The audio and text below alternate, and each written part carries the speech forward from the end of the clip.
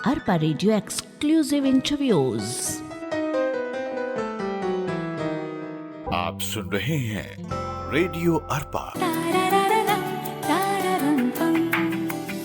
नमस्कार, मैं हूँ संगीता और आप सुन रहे हैं रेडियो अरपा 90.8 एफएम। पूर्वी समुद्री तट पर स्थित है ओडिशा और यही है उद्गम शास्त्रीय नृत्य ओडिसी का। अरपा रेडियो के माध्यम से आज हम जुड़ रहे हैं मायाधर घराने की प्रमुख नृत्यांगना एवं प्रशिक्षिका मधुमिता राउत से। इन्हें मैं इनकी खुशकिस्मती कहूंगी कि गुरु के रूप में पिता का सानिध्य मिला। इनके पिता और गुरु श्री मायाधर राउत हैं, जिनका बहुत बड़ा योगदान है ओडिसी नृत्य को शास्त्रीय आधार देकर फिर से स्थापित करने में। नमस्कार मधुमिता जी। नमस्कार, सभी श्रोताओं को मेरा नमस्कार। आपका हमारे अरपा रेडियो में बहुत बहुत स्वागत है। धन्यवाद। सबसे पहले मैं आपसे ओडिसी नृत्य के भावभंगिमा एवं अंग संचालन के बारे में जानना चाहूंगी। ओडिसी नृत्य की जो उत्पत्ति है वो मंदिर में हुई है, इसलिए मंदिर के साथ इसका बहुत खास जुड़ा। आप मंदिरों में जितने भी स्कल्पचर्स देखेंगे, प्रतिमाएं जी, ओडिसी उसी पर आधारित है। तो ओडिसी का जो बहुत सुंदर एक एस्पेक्ट है वो इसका स्कल्पचरस क्वालिटी है। ऐसे लगेगा कि कोई एक मूर्ति जीवित हो गई है वो आपके सामने नृत्य कर रही है। तो देवदासी इनको पहले करती थी मंदिरों में, बाद में गोटीपुआ इनको करने लगे, उसके बाद ये मॉडर्न स्टेज में आया। और हमारा जो नृत्य है ये वही नाट्य शास्त्र और अभिनय दर्पण पर आधारित है। सब शास्त्रीय एलिमेंट्स आपको इसमें देखने को मिलेंगे, जैसे हमारा पद भेदा है या दृष्टि भेदा है, ग्रीवा भेदा है, हमारी हस्त मुद्राएं हैं, सब कुछ बहुत ही क्लासिकल एलिमेंट है और शास्त्र पर आधारित है। और इसमें खासकर फेस का बहुत सुंदर प्रोजेक्शन रहता है, चेहरे की भावभंगिमा, आंखों का। जी, ये सभी कुछ एक एक चीज, एक एक अंग प्रत्यंग डिटेल में हमको पढ़ाया जाता है और बहुत स्ट्रॉन्ग ग्रामर है। उस ग्रामर के अंदर ही हम अपना कंपोज कर सकते हैं। तो ये सच में ऐसा लगता है जैसे कोई स्कल्पचर जीवित हो गया है। जी हाँ। अच्छा, एक चीज और बताइए, ओडिसी वादन मंडल में एक मर्दल वादक होता है, एक गायक, एक बांसुरी वादक और या फिर एक सितार और वीणा वादक। ये बताइए इसका वादन मंडल के बारे में। जी। मैं ये पहले अपने सब श्रोताओं को बताना चाहती हूँ कि लोग जानते हैं कि एक हिंदुस्तानी क्लासिकल म्यूजिक है और एक कर्नाटिक क्लासिकल म्यूजिक सिस्टम है, बट जी हाँ, ओडिसी क्लासिकल सिस्टम भी एक बहुत बड़ा क्लासिकल सिस्टम है। ओडिसी संगीत है जो टोटली शास्त्रीय है।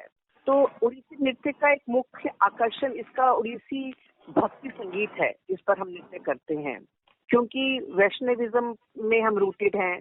कृष्ण गीत गोविंद ये सब ज्यादा हम लोग प्रस्तुत करते हैं, तो इसीलिए बांसुरी का तो बहुत बड़ा महत्व है। बांसुरी तो हमको बजाना ही है नृत्य के बाद। फिर हमारा गायक जो कि ओडिसी पद्धति, ओडिसी क्लासिकल सिस्टम, उसके बाद हमारा मर्दला, इसको आप नॉर्थ में पखावज कहते हैं। इसी का वेरिएशन भरतनाट्यम में मृदंग के रूप में यूज होता है। ओडिसी में थोड़ा सा इसमें बदलाव है हल्का सा, और इसको हम मर्दल कहते हैं।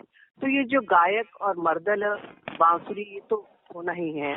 और पहले वीणा बहुत बजता था, अब वीणा कम हो गया, अब सितार बजता है, और जब फ्लूट नहीं होता तो और एक बोइंग इंस्ट्रूमेंट ले लेते हैं, इसमें वायलिन है। तो ये जो जितने भी क्लासिकल इंस्ट्रूमेंट्स हैं यही हमारे नृत्य में हम यूज करते हैं। बहुत अच्छी जानकारी आपसे डिटेल में मिली। श्रोताओं को ये जानकर बहुत खुशी होगी कि आप दूरदर्शन की भी ए ग्रेड आर्टिस्ट हैं और आपने 15 साल की उम्र में परफॉर्मेंस दिया था एक्रोपोलिस एवं डेल्फी एम्फीथिएटर ग्रीस में। जी, उस समय हाँ, जो आप परफॉर्मेंस देती थी और अब जो देती है, उन दोनों के अनुभव के बीच का अंतर आप बताइए। जी। जैसे कुछ लोगों को ज्ञात होगा कि मैंने ये जो नृत्य की प्रारंभिक शिक्षा ली, ये इसलिए ली क्योंकि मेरे को अपने पिता के साथ बहुत लगाव था। मैं उनको बहुत फॉलो करती थी, वो जहाँ जाते थे उन्हीं के साथ नृत्य कक्षा में रहती थी। तो मेरी ट्रेनिंग बहुत जल्दी शुरू हो गई थी। मैं प्रोफेशनल स्टेज में बहुत जल्दी आ गई। मेरी 8 साल की उम्र में मंच प्रवेश हुआ। 12 साल की उम्र से मैं प्रोफेशनली इसको करने लग गई थी। तो जब 15 साल में मैं एक्रोपोलिस गई थी हम लोग 15 देश गए थे, 3 महीने का टूर था। बहुत बड़े बड़े मंच में नृत्य करने का अवसर मिला, ये मेरा बहुत ही बड़ा सौभाग्य था। उस वक्त नृत्य के विषय में इतनी जानकारी नहीं थी, जो पिताजी कहते थे मैं करती थी और आनंद आता था, क्योंकि आप नए नए देश घूम रहे हैं, लोग ताली बजा रहे हैं, आपको बहुत अच्छा ट्रीट कर रहे हैं, तो you felt like a princess and you loved it. पर धीरे धीरे अब जब करती हूँ उसका एकदम अर्थ मायने एकदम अलग है। अब ये बहुत आध्यात्मिक हो गया है मेरे लिए, अब इसमें एक मेडिटेशन की क्वालिटी आ गई है, अब मेरा ये एक पूजा करने का माध्यम बन गया है अब। और उस वक्त में जमीन आसमान का अंतर है। अब जैसे जैसे इवॉल्व होता है क्लासिकल म्यूजिक और डांस में, वैसे वैसे आपका स्पिरिचुअलिटी का जो इन्वॉल्वमेंट है वो बढ़ता जाता है। तो उस वक्त और इस वक्त करने में, नृत्य में अभी बहुत ही अंतर है, अभी बहुत तृप्ति मिलती है। अभी मेरा ये पूजा का माध्यम बन गया है और बहुत ही एक फुलफिलिंग ये एक्सपीरियंस रहता है अब। बहुत अच्छा। और आपने एक पुस्तक भी लिखी है, ओडिसी व्हाट व्हाई हाउ। इस पुस्तक के बारे में हमें बताइए। ये पुस्तक एक्चुअली ये बहुत ही इंटरेस्टिंग किस्सा है, क्योंकि बहुत कम उम्र में मैं टीचिंग में भी आ गई पिताजी के साथ रह रहकर, क्योंकि मेरे पिताजी पद्मश्री गुरु मायाधर राउत, मैं उनके साथ ही रहती थी। तो वो जब सिखाते थे मैं उनके साथ बैठती थी, उनको असिस्ट करती थी। और फिर मैं पिताजी के मतलब विदाउट हिम, उनके बगैर मैं पूरा दुनिया घूमने लगी, सिखाने लगी। तो लोग प्रश्न पूछते थे, इसका क्या मतलब है, ये आप पताका मुद्रा का किस तरह से यूज करेंगे, ये दृष्टि भेदा डिटेल में बताइए, या उड़ीसी कहाँ शुरू हुआ। ऐसे 1000 प्रश्न मेरे पास आते थे।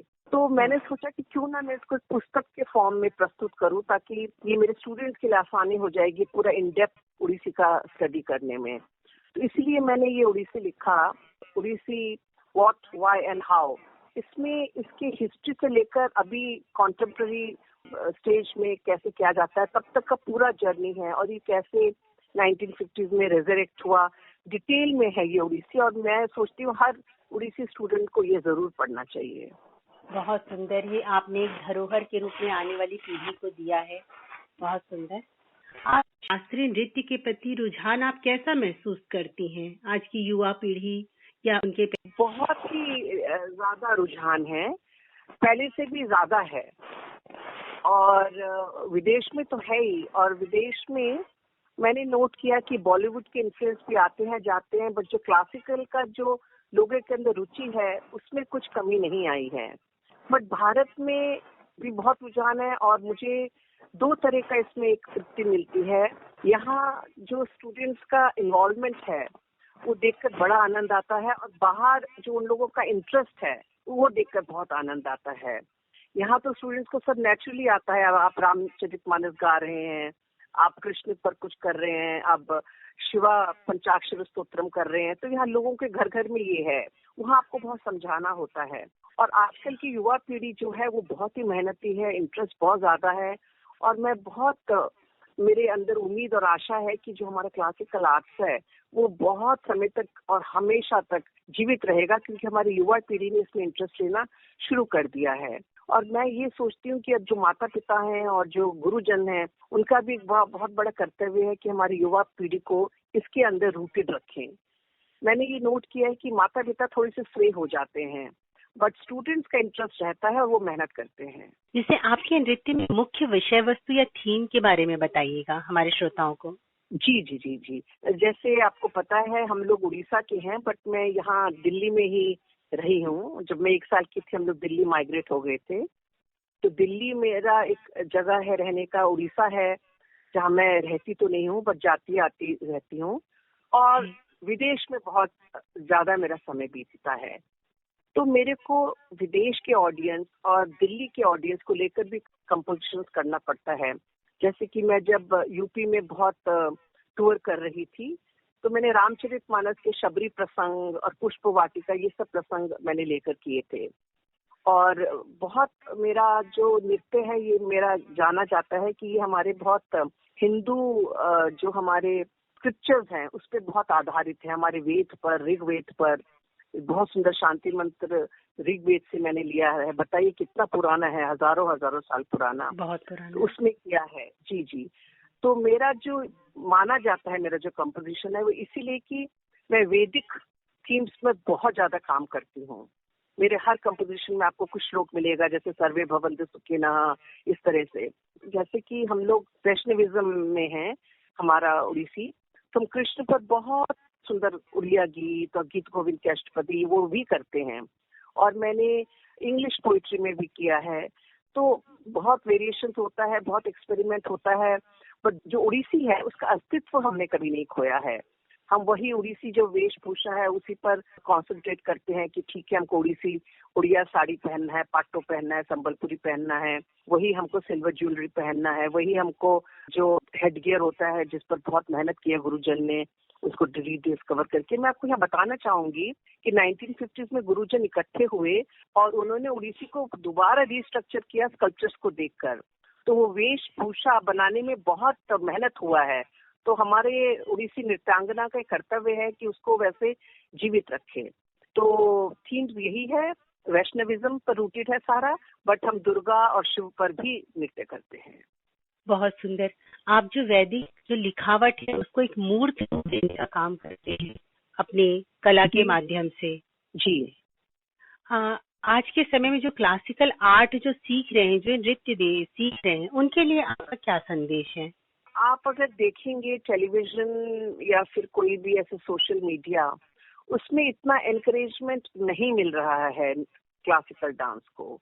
ज्यादा पॉप डांस है, ज्यादा फ्यूजन डांस है। तो मैं चाहूंगी कि जो हमारे दूरदर्शन में आते हैं कुछ प्रोग्राम्स, तो मैं यही चाहूंगी कि जो हमारा युवा पीढ़ी है वो किसी तरह से जो अपना जो भी वो क्लासिकल डांस सीख रहे हैं उसको थोड़ा प्रचार भी करे, उसको थोड़ा अपने सर्कल में उसको थोड़ा फैलाएं। जी जी जी। और युवा पीढ़ी के लिए मेरा उतना संदेश नहीं है, क्योंकि वो लोग मेरे से ज्यादा ही शायद जानते हैं कि उनको क्या करना है, and they are very dedicated, very hard working.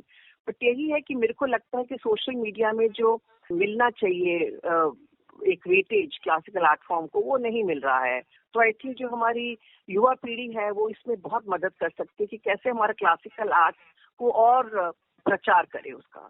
हाँ, यहाँ एक चीज है कि जो क्लासिकल जो आर्ट है वो अपने उस प्योर फॉर्म में नहीं रह गया, इन लोगों मिक्स कर रहे हैं और फ्यूजन कर रहे हैं, आज के समय में हो रहा है। हाँ, फ्यूजन कभी कभी करना अच्छा लगता है, मैं भी करती हूँ कि कभी साल में एक बार कुछ कर लिया, आनंद आता है, आप इंटरेक्ट करते हैं दूसरे स्टाइल से, दूसरे स्टाइल को आप समझते हैं। But fusion can not become the mainstay of your repertoire. आपका वो उड़ीसी को आप खोकर वो फ्यूजन ही नहीं रख सकते हैं।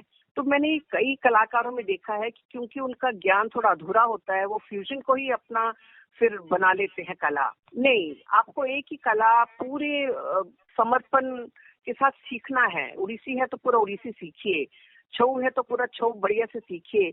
आपने आधा उड़ीसी सीखा, आधा छऊ भी मिलाकर कुछ एक नया बना दिया, फिर आप उसको कुछ अपना नया नाम दीजिए। आप उसको ना छऊ बोलिए ना फिर आप उड़ीसी बोलिए। तो मैं लोगों को एनकरेज करती हूँ फ्यूजन करिए, बट आपका आप जो ओरिजिनल है उसको आप इंटैक्ट रखिए। बिल्कुल, बहुत अच्छा लगा आपसे बात करके और सारी जानकारियां हासिल करके। फिर भी आप थोड़ा सा अपने बारे में भी बताइए। थैंक यू, मुझे आपसे बात करके बहुत अच्छा लग रहा है। और मेरा यही है कि मैं जब ये नृत्य से जुड़ी तो मेरे पिताजी ने मुझे कहा, क्योंकि मैं यूरोप में रहना शुरू कर दिया था और बहुत अच्छा एक लाइफस्टाइल था मेरा, बट मैं पिता के साथ जुड़ा व उनकी एक ही पुत्री हूँ, इस कला को धरोहर के रूप में मुझे मिला है ये। तो मैं भारत आकर इसी पर काम करने लगी। तो मेरे पिताजी ने मुझे आकर बोला कि बेटा, तुमको मैं ये कहना चाहता हूँ कि अगर तुम नृत्य को धर्म मानकर आगे ले जाना चाहती हो तो यू वेलकम, तुम इसमें काम करो, इस क्षेत्र में आगे बढ़ो। बट अगर शोहरत या किसी और वजह से इसमें आना चाहती हो तो वो तरीका नहीं है।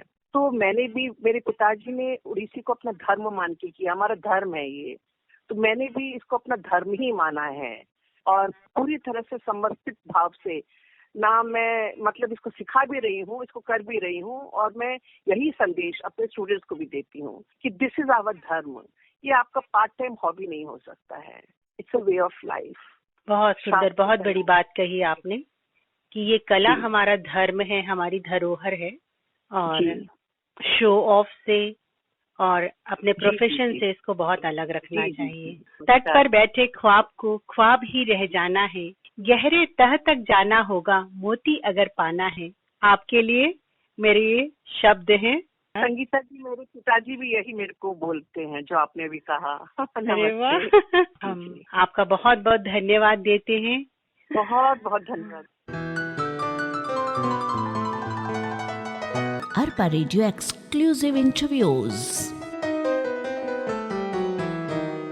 आप सुन रहे हैं रेडियो अरपा।